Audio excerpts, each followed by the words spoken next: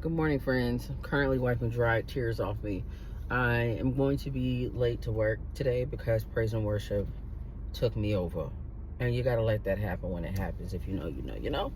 I want us all to know. But hey, I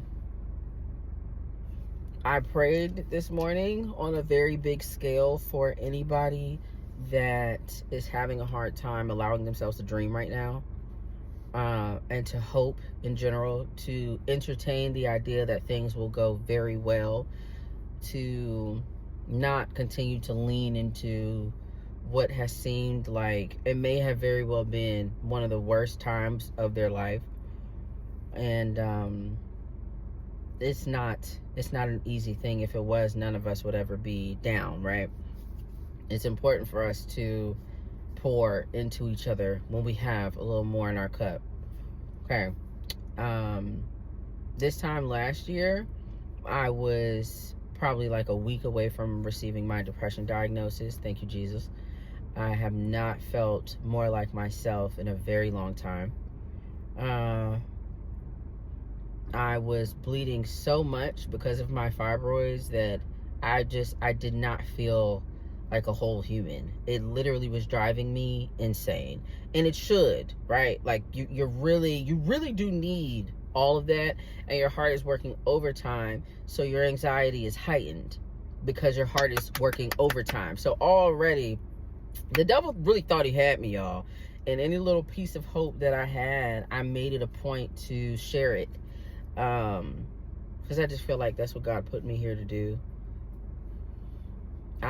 A lot of times I don't really feel like saying much, but the one thing I will feel like saying is something that somebody probably needs to hear. So I just lean into that when it happens. So I genuinely, you could not have told me that everything that I encountered last year, I would have. That I was eligible for everything I received, that I walked into, some of the people I met. You could not have told me that.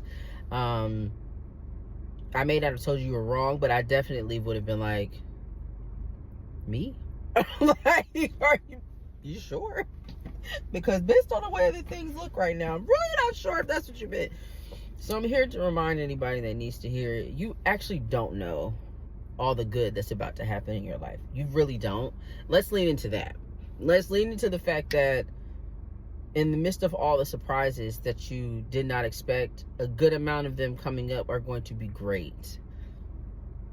It'll just be a lot harder for you to see and receive them if you don't allow yourself to dream anymore. So I want you to start to entertain the idea of saying, I want this. Not I need, but I want this.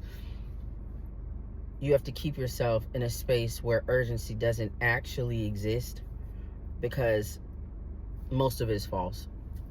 You are allowed to have wants even if you cannot supply them yourself right now.